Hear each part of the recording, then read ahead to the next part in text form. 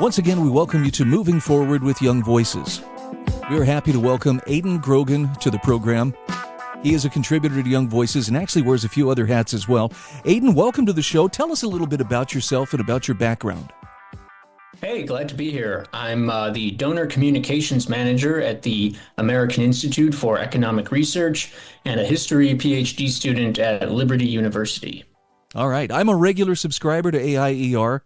Love those articles that show up in my inbox pretty much every day. And I'm really grateful to get a chance to meet with you. Looking at an article that you've written for the Daily Wire, why President Trump must defund this UN agency once again. First of all, I got to say, boy, the new administration has wasted no time going after wasteful government spending. Talk to me about the UNFPA, what this agency is, and how exactly have we been funding it to this point? Yes, the United Nations Population Fund was founded in 1969, and it was really part of this post-war global effort on behalf of a few American NGOs to decrease fertility, particularly in developing countries, due to these neo-Malthusian concerns about overpopulation and ecological catastrophe. The UNFPA has been involved in some very draconian, coercive population policies.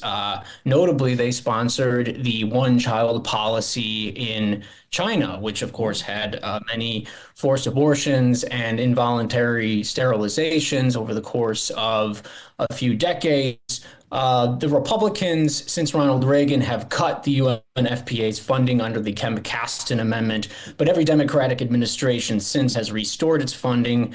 Trump cut its funding in 2017, and I made the case in the Daily Wire that the administration should cut the funding once again. Interesting. I'm assuming Biden restored it upon taking office in 2021. So it seems like this is kind of a maybe I'm characterizing this wrong, but this seems like a way for an administration to either signal its support of or opposition to abortion, reproductive rights and choices, whatever euphemisms the pro-abortion crowd may be using to try to support this agency. Yes, certainly. The UNFPA, as well as similar organizations, say that they're all about reproductive rights, human rights, choice. They deny that they're involved in any coercive policies. Of course, the history shows otherwise, as mentioned with the policies that they backed in China, as well as other places. But the Republicans have rightfully pointed that out, and they have made sure that this organization does not receive funding. Aidan, can you tell me, do other countries contribute as heavily to the UN, particularly to this fund, the UNFPA, as the U.S. does, or are we pretty much the ones who are leading out here? Historically, we were one of the leading funders, and we still are, but we're not the leading funder at this point. Other European countries, such as Germany, are actually contributing more at this point, but the U.S. remains a major contributor. So I'm assuming this wouldn't be too out of character then for the incoming Trump administration to go ahead and make this budget cut. Ultimately, that is going to be in the hands of Congress, is it not, to decide whether or not to fund this?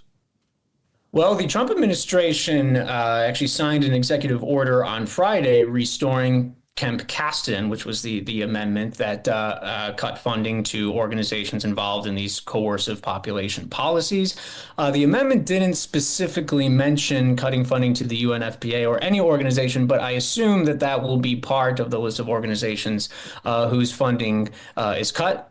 So it just remains to be seen, and I'm sure we'll hear more about this in the first 90 days of the administration.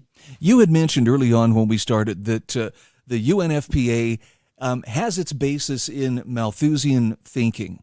Let's flesh that out a little bit. Some people are going to be familiar with Malthusian schools of thought, but for those who aren't familiar with where does this originate and what does it have to do with human population? Yeah, well, concerns about overpopulation have been popular since the ancient world. The ancient Mesopotamian Atreus epic speaks about the gods sort of establishing a priest class on Earth to limit population growth. Aristotle and Plato both expressed concerns about overpopulation. But really, in the modern world, it was popularized by the English economist Thomas Malthus, who predicted that human population growth would surpass food production and lead to widespread famine and other ecological catastrophes, which sort of represent nature's striking back against the pressures of unhindered population growth. But over the past several hundred years, particularly with the adoption of free market economics around the world, humanity has been able to avoid a Malthusian catastrophe. And for the simple reason that with more people, you have more productivity, more innovation, more abundance, which actually lowers the prices of basic commodities in the long run. The Cato Institute's Marian Tupy has done great research into this question, and he has showcased how in the years 1980 to 2017, resource supply worldwide has increased by about 380% despite population continuing to increase. And moreover, for every 1% increase in world population, there's been about a 1% decrease in the prices of commodities. So the neo-Malthusian concern that we're headed into a population catastrophe is not only wrong, it's extremely backward, and at this point, it has no justification for policy. I was going to say, man, I bet Malthus would be having a real tough time if he was looking at the current population of the world. He'd be gravely concerned. But I also think you are 100% on target when you say with more people came greater brain power applied to the same problems. And I'll be darned if we haven't seen, poverty and starvation and things like this drop precipitously over the last 20 years, particularly. Things are actually getting better the more people that there are. Who'd have thought? Absolutely. Less than 10% of people worldwide remain in poverty today. At the time that Malthus was writing, nearly all people in the world were living in poverty. So we've made extraordinary progress in helping everyone through the abundance that human innovation, particularly through open markets and free enterprise, has permitted. And you mentioned, too, that there's other policies here that come on the backs of this. China's one-child policy. I remember hearing about that for years and years. Haven't heard as much recently, but did they ever walk back that policy, or is that still a matter of law within China?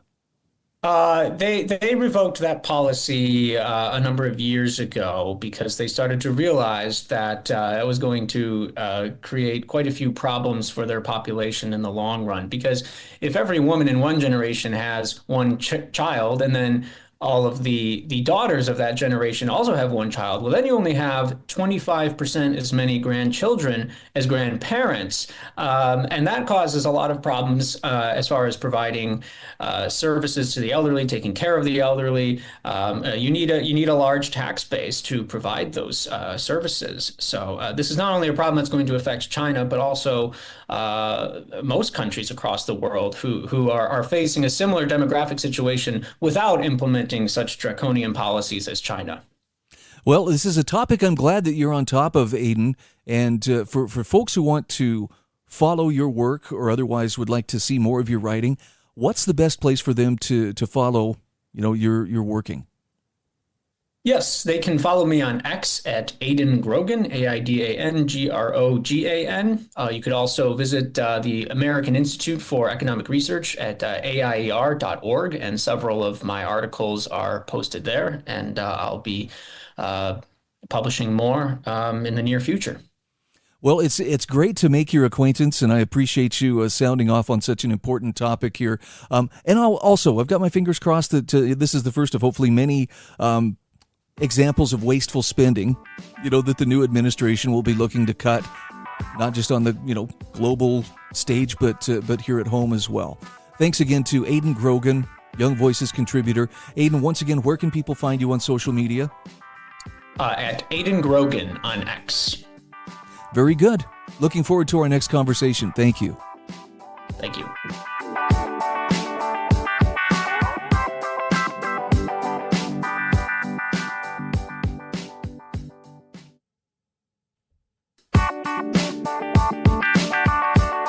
And we are back.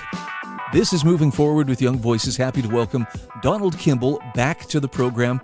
Donald, for those meeting you for the very first time, take a moment here to tell us a little bit about who you are and what you do. Yeah, thanks for having me. I'm the communications manager and tech exchange editor for Washington Policy Center. So we are a small think tank that tries to promote free market solutions to Washington's challenges, and I'm happy to be a part of that team. And I see you've got a great article here from the Seattle Times about how lawmakers should embrace autonomous vehicles, not kneecap them. And I'll admit, I'm a little slow to waking up to this, but I'm looking around and I'm seeing that autonomous vehicles are slowly but surely becoming a regular part of life in many cities. When did this happen? You know, it depends on where you live. And, you know, part of the op-ed that I co-wrote with our transportation director, part of what I'm saying is that Washington has been very slow to wake up to it. And so you look at states like Arizona, you look at states like California and Texas and Florida, they have all been very forward thinking when it comes to autonomous vehicles, their regulations, their frameworks, setting up testing, all that kind of thing. Washington, one of our pre-filed bills that I was looking in December, I saw, because you pre-file all these bills before the legislative session starts, and I see this bill on autonomous vehicles. So I open it up, I read it, and I'm going through and I'm seeing some requirements. Okay, fine. And then I see one that requires every autonomous vehicle to have a human safety operator inside the vehicle, making it essentially not autonomous anymore. Now, these requirements are not uncommon during testing periods, but to put it in perspective, the human safety operator requirement was removed from California's framework in 2018. So 7 years later, we are starting the testing phase that they ended. And so in the piece, I'm arguing that we shouldn't be beholden to this. And there's no sunset date for that either. We should at least be considering putting in a sunset date, moving forward and embracing them rather than burying our head in the sand. Because unlike you or I, transit agencies actually do have a responsibility to be paying attention to these kinds of things. You're forgiven if you're not paying attention to autonomous vehicles. The Department of Transportation maybe should be aware. Yeah, it's kind of their job. You think?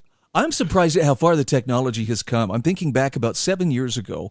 I was spending some time in Vegas covering a trial that was going on there, and that's the first place I saw a truly autonomous shuttle driving along there and very slowly creeping along. And it was a novelty. I stood there and filmed it on my phone. And look at this! This is so cool. And right after I stopped filming, I'll be darned if that vehicle didn't try to run over a little old guy who was trying to cross the street. He had the right of way, but, he started across and it started towards him. And, this guy's got to be in his 80s, shaking his fist and cussing at it. And I was just like, is this what we're going to be seeing more of in the future? But I think it's come away since then.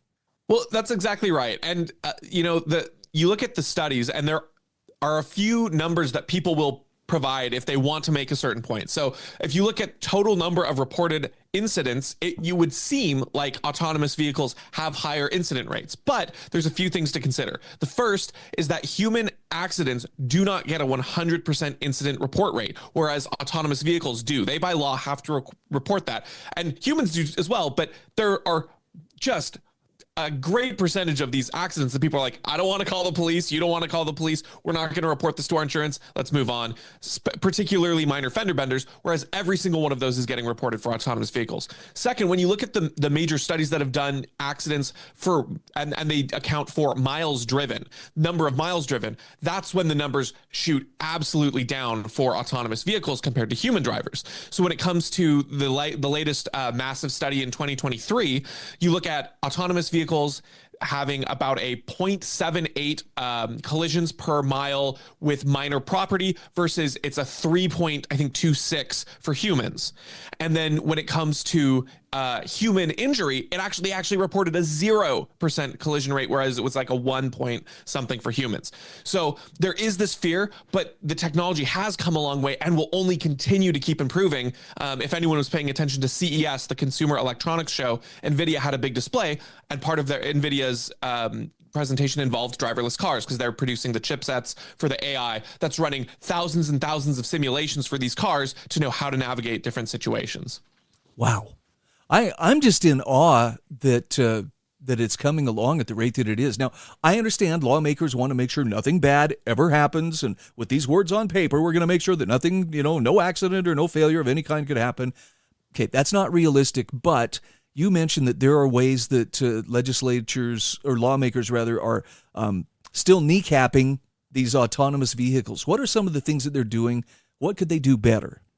Yeah, well, at first, again, that human safety operator requirement. I think if you're talking about any deployed vehicle, that seems a little ridiculous. I think that as long as the vehicle manufacturers are complying with all of the regulations that other states have, look at Arizona, and they require them to have a full write-up of what happens when there's any sort of incident with police. They have there's already insurance requirements up to 200 times the amount of liability insurance that a human driver would need. So there's a financial incentive for these companies to not have them get into accidents. There's all these frameworks already in place. So adding this human safety operator requirement, seems like it's more a play to either help local transit agencies that still want their budgets uncompeted with, or perhaps unions or drivers, whatever lobby there has a vested interest in autonomous vehicles not being as widely adopted. I think what should be happening is particularly transit agencies should be looking to see how autonomous vehicles can shore up their areas where there are overrun costs and overrun environmental impact. So you look at transit numbers for honestly most states, but obviously I'm most familiar with Washington, and our transit numbers have not recovered since COVID. And even at COVID, they were low. Not terribly low, but they were relatively low. They weren't paying for themselves, but they have not come back to pre-COVID levels. And so there are a lot of routes right now that are struggling, and it's our agencies are overrun in costs, and they're sending out these buses that have large environmental impact. The legislature's answer, or excuse me, the Seattle Transit answer is to spend a bunch of money electrifying their buses. But that doesn't help ridership. It doesn't help the costs. It only ostensibly helps the environmental impact. If you instead deploy smaller autonomous vehicles that are on call rather than driving routes, you can save the environmental impact, you can save costs, and you can actually help get people to go where they need to go. Wow. I had never thought about it from that standpoint, but yeah. And it seems like, you can correct me if I'm wrong on this, but it seems like a fair number of those autonomous vehicles are EVs, or they tend to run in that vein. Exactly. And from the cost saving standpoint, even if you only have a handful of autonomous vehicles, if they're smaller capacity, if they're electric, the costs aren't going to be as high as a massive electrified bus. So the conversion cost there is, not nearly as bad up front regardless. But like you said, a lot of them are already fitted that way. So we can keep the buses that we have, not waste the expenditures on electrifying them, and still shore up some of the environmental impact. So Donald, if I'm hearing you correctly, and I think I'm hearing this right, the autonomous vehicles actually do a very good job of delivering their human cargo safely. So the safety is really not so much a concern, but as far as keeping government out of the way, that seems to be the bigger concern about it becoming more widespread and more widely adopted.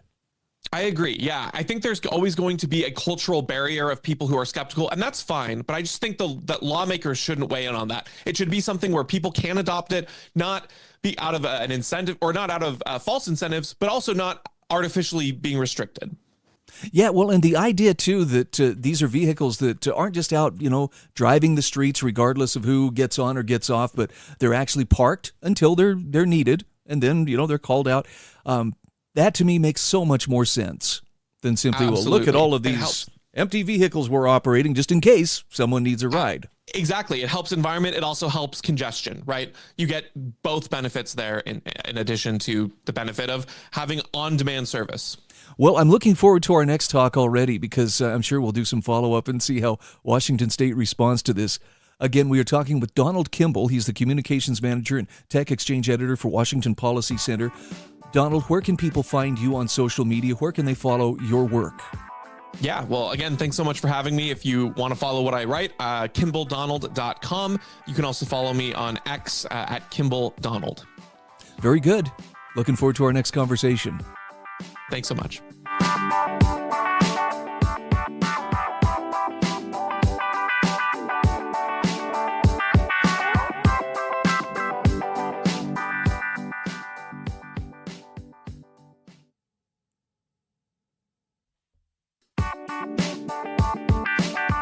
Welcome back. This is our third segment today on Moving Forward with Young Voices. Happy to welcome Victoria Churchill back to the program. Victoria, it's been a little while since you and I visited. For those meeting you for the first time, take a moment to tell us about who you are and what you do. Hi, Brian. Thank you so much for having me. So great to be back on with you. Today, I am an independent journalist and a commentator and contributor with Young Voices. I have been a part of the Young Voices program for, I think almost 2 years now. I've been on your show a couple of times throughout that time. I most recently completed a stint as a campaign reporter for the New York Post. So I was there for 6 months covering the campaign trail. And I think that was the last time I was on your show, or maybe right after the election. So that was quite an interesting time. And, that kind of inspired me, actually, I think, to write about the story, or to write the story that we are going to be talking about today. My piece actually on Young Voices' own Substack about kind of the state of the media industry as a whole. So happy to dive into it. Yeah, I love the headline. Actually, I love the message of the headline. The media is dead. Long live new media. We have seen a very significant shift. And let's talk first of all about the old media, what the old media is, and why it's in a state of decline. And then we can talk about the emerging media and why it is it's signaling that there's a shift that's taking place here. Yeah, absolutely. So, I think you can talk about the old media as being a few different things, but I think there's kind of two crucial pivotal points. So one is, back in, the 60s, the 70s, the Walter Cronkite era and things like that, you had 3 cable news channels, and that was how people got their news. And then kind of the other half of it is print, newspapers, obviously. Obviously, newspapers have been declining for years now. There's only a few publications that still put out a print newspaper. I most recently worked for somewhere that did, which, that was kind of its own level of cool, just being able to go to the grocery store and pick up your own front page headline stories. So, that was cool. There was a novelty to it. I could show my mom a picture and she was really happy. So to my parents, that was like, okay, wow, we've made it. We're in print. So, like I said, there are kind of still some audiences that still really connect with that. And then as well as cable news, there are still people of certain demographics that still connect with cable news. But I think for my generation, I'm Gen Z, I'm 27. I'm actually just the cutoff of millennials to Gen Z. We don't pay for cable. We don't buy newspapers.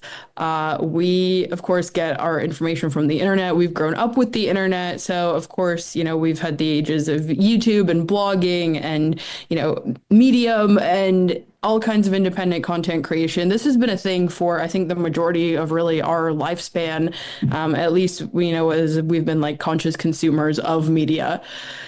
So my generation, Gen Z, we have been consuming media in a variety of different mediums, whether that's, TV, whether that's bloggers, vloggers, video, YouTube, independent outlets like Medium and things like that have existed, have kind of come and gone. And then there's also been even new big news sites that have popped up. We look at things like BuzzFeed, we look at things like the Huffington Post. They've kind of come and gone also throughout the past few years, probably, really the past decade or so.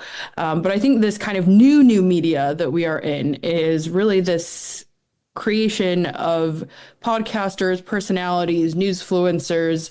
And I think what we saw in the 2024 election is that these people now have a front row seat at the table. Actually, as we are recording this, the White House Press Secretary Caroline Leavitt just announced today on Tuesday, January 28th, that they are kind of open for submission for people to come and attend White House briefings. So I actually just submitted my name because I live about miles away.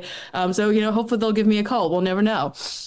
But, they just opened that up to say, they're probably as sick and tired of the mainstream media as everybody else is. And again, kind of this legacy media, this group that has had a dominance on American culture and really, I think, consumers' brains for such a long time. And again, I think as we saw, well, of course, we know that Donald Trump is no fan of the media. He made that very known. He's made that known for the best decade. But actually, I want to come out and kind of say something a little bit controversial. I think this day and age is right about the best time to be in media, just because of the examples that I've just given you. And, Trump and Vance and, Don Jr., even when Trump wasn't running, particularly Don Jr., he would go on some of these podcasts, particularly in niche industries. Like, Don Jr. is very big in the Second Amendment community. So he would go on some of these, hunting shows, and he would be with these hunting influencers for the Second Amendment space. For those that aren't familiar, there's a huge kind of trade show that goes on in Las Vegas called SHOT Show. So I was actually there last year. This year it was the week of the inauguration, so I didn't get to go this year. But last year I was there, and Don Jr. was there, Seb Gorka was there. So like these kind of bigger names that are actually now in the administration or in the Trump orbit, they realize the power that these independent creators have, and they were kind of willing to give them their time. And so again, that's kind of a niche industry example, but kind of these broader examples, which I bring up in the piece, you have people like Joe Rogan, you have people like Theo Vaughn. They were able to get information out of these people that normal, CBS, MSNBC, right? We're talking about Martha and Margaret, as JD likes to call them by their first name, which I think just totally breaks that wall. And I mean, if you read the facial expressions, they really don't like that, right? But, like even going back on things like the Theo Vaughn podcast, Trump was able to talk about his brother and some of the like substance abuse issues that he had. He's never disclosed that on any kind of major outlet. But because I think this was more of a human to human conversation versus I'm going to beat you down and make you squirm kind of conversation, he was able to get that information out. And again, that's kind of talking about independent creators. And then we also have people like Tucker Carlson, like Megyn Kelly, that also were able to get access to these candidates.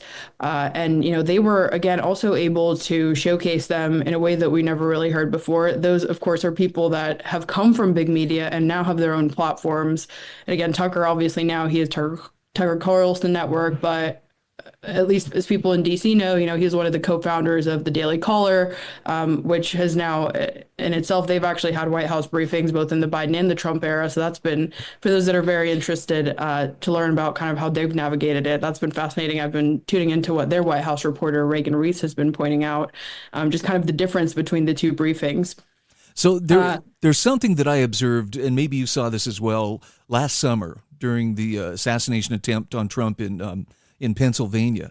The legacy media networks were very reticent to commit to, well, it was an assassination. It was like, oh, there were loud noises and Trump fell down.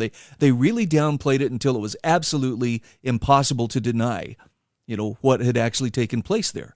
On the other hand, X had information flowing right from the get-go, some of it incorrect, but here's the difference. It was quickly corrected. The bad information was very quickly sorted out, discarded, and replaced with better information.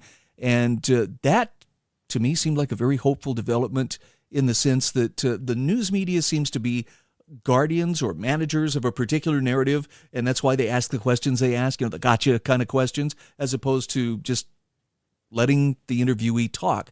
But it seems like this newer media, X and the Joe Rogan show and so forth, offers people more authenticity than what they're getting from the legacy media. Anyway, that's my observation. What are your thoughts? Agree, disagree?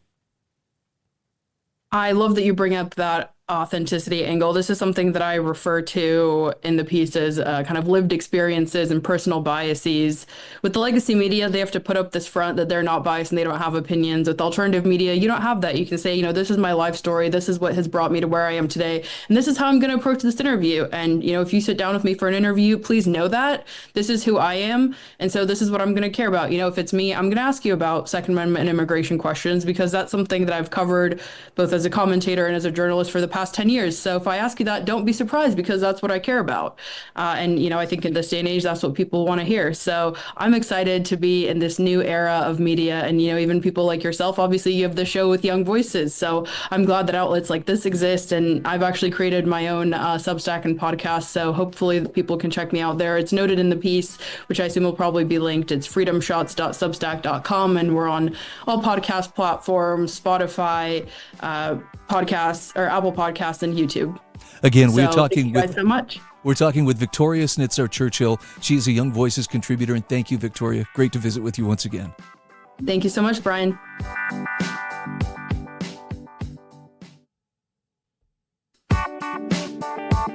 And we are back. This is our fourth and final segment today for Moving Forward with Young Voices.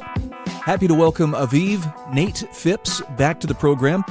Nate, it's been a little while since we talked. For people meeting you for the very first time, take a moment to tell us a little bit about who you are. Yeah, so I work in political marketing by day. I'm based in Arlington, Virginia, and then I'm also in the Middle Eastern History and Politics Fellowship with Young Voices.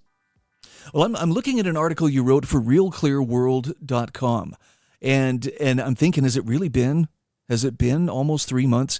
But there were some attacks that took place in Amsterdam following a soccer match, and maybe you could fill us in on some of the particulars. But this was a pretty bad bit of violence on the part of the pro-Palestine movement. Who were the people involved in this violence, and what was the story behind it? Yeah, so there was a soccer game in Amsterdam between Tel Aviv Maccabi, which is the Israeli team, and Ajax, which is a Dutch team. And prior to the game, there were a select number of Maccabi fans who were acting very poorly, saying some anti-Arab slurs, among other things.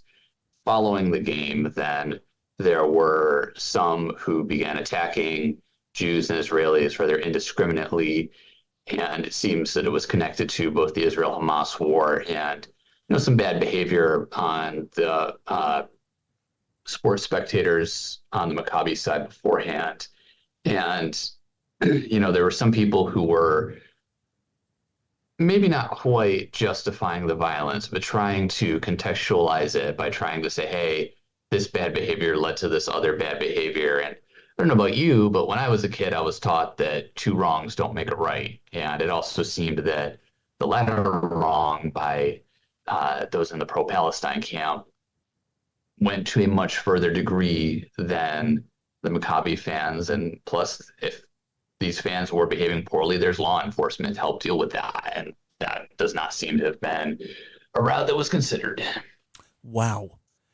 It just seems like the Israel-Hamas conflict it goes way beyond just, what's happening in Gaza and, what's happening there in Israel. I'll give you, for instance, I received a request to connect up with someone, I believe, on Substack, who has their own Substack and was very excited to make my acquaintance. But I was nervous because I could see that, they were like, I'm very happy to make your acquaintance and hope you'll join me in speaking the pro-Palestine side. And I'm like, I'm not sure I'm ready to do that. And it's not that I'm indifferent to, suffering that's going on there. It just seems like no matter which side you choose, the other side is there to let you have it. Yeah, and it's unfortunate that it seems that a lot of the destructive nature of these pro-Palestine protests undermines the reality that they've moved away from making a better life for people in Gaza and the West Bank and into just one hatred for Israelis. And I just don't think that it's good PR for their cause. I think that it's going to, it's already having negative consequences, but it's certainly going to have negative consequences down the way. And it seems just very self-defeating. Just here at George Washington University last school year, there were some protesters who were calling for the guillotine execution of both the president and the provost. And I am sure that there are activists within the pro-Palestine cause who would never be for that, who do not like that kind of violent outcome. But it seems that there's not very often this separation between the less violent and the more violent ones. And that if you go to a protest, all of them there are together, and there's not really a honest attempt by the less violent ones to push out the violent ones. So where are the voices of reason when it comes to this Palestinian-Israeli conflict? I mean, look, I know it's been going on a long time. There are probably people fighting on either side in that conflict who really, it's all they've known. They don't even remember the original reasons why that friction developed. Are there voices of reason to be found today, or is this one of those very difficult to navigate types of issues? Absolutely. Unfortunately, those are not the voices that tend to bubble to the surface. It's the polarized voices that tend to do so. And I've actually noticed that if I give more of a nuanced response to, say, an incendiary social media post, it usually just gets ignored because people are looking for someone from the other side who they can just shout at or respond to in all caps. But there are a few. In the article, I mentioned Hamza Houthi, who's a Palestinian activist who's actually from Gaza, was actually tortured by Hamas, and he's not in Gaza anymore, but I appreciate the fact that I don't always agree with what he has to say, but he's often willing to criticize both sides and also hold Hamas accountable for its role in this war. And there are others on the Israeli side that do the same as well. Yeah, I know that it's hard sometimes to find media that will portray it in a more objective manner. And I'm not trying to tell people, you need to only go to this media source or that media source. It just seems like there's plenty of polarization to go around. I appreciate those who can see suffering for what it is on whichever side it is. But I'm also rather concerned as I read about what happened there in Amsterdam that this sounds like something that could happen pretty much anywhere within Europe, depending on, you get the right mixture of people and enough with a chip on their shoulder. It seems like you could see similar behavior happen just about anywhere in Europe. Yeah, and I think that it's a danger for happening here in the U.S. as well. In 2023, the FBI reported a 60% rise in anti-Semitic hate crimes. And my concern is that over the long term, this is going to slowly degrade the moral fabric around religious tolerance, religious pluralism, and just kind of this let live society in America where, you can do your thing, I do my thing, as long as I don't infringe on your rights, we're good. But it seems that this is a symptom of us moving away from that status quo. So were the people who were taking part in the violence, I'm curious how authorities in Amsterdam handled that. So in my opinion, not well. And there were two extremes. There were those who kind of tried to sweep the pogrom under the rug. And then there were those who jumped on it to probably lambast the Muslim community and Amsterdam as a whole. And I don't think either are good. And what I think that what people miss is that the pogrom is bad for both Jews and Muslims because it's degrading the fabric of the ability of differing communities in the West to live in tandem with each other. And also it's giving talking points to more bigoted individuals who want to try to either just criticize the Islamic community as a whole rather than focusing on those who actually have committed crimes. Is there any likelihood that some common ground is going to be found? I know there are people working on it, but sometimes it feels like progress is painstakingly slow. I think that if this ceasefire in Gaza holds, there is the possibility, there is still the reality of a peace agreement between Saudi Arabia and Israel. And the good news is that the war hasn't necessarily killed that, as many people feared. And that I think that with the current administration has the opportunity to do Abraham Accords 2.0. And I think that if things can cool down in the Holy Land, they can certainly cool down here as well. I was going to joke around about, maybe we need to take a second look at soccer since I hear about, hooliganism, being associated with it. I'm saying that tongue in cheek, but it seems like if things get out of hand, at least sometimes in European countries, there's usually a soccer game going on somewhere nearby. That's me painting with a broad brush, but that also feels like there's a little ring of truth to that. Yeah, well, sometimes it's true with college football games here in the U.S. too. Okay, fair enough. Sports fans have been known to take things to extremes, sometimes when they win and sometimes when they don't. Either way, Nate, I appreciate your take on this, and thanks for fleshing out a story that I think was very briefly on a lot of people's radar screens, but this is one that deserves more attention. For people who want to follow you on social media or follow your work, where can they do that? I'd look me up on Instagram at the real Nate Phipps. Very good. Well, I look forward to our next conversation. Thanks again. Thanks, Brian.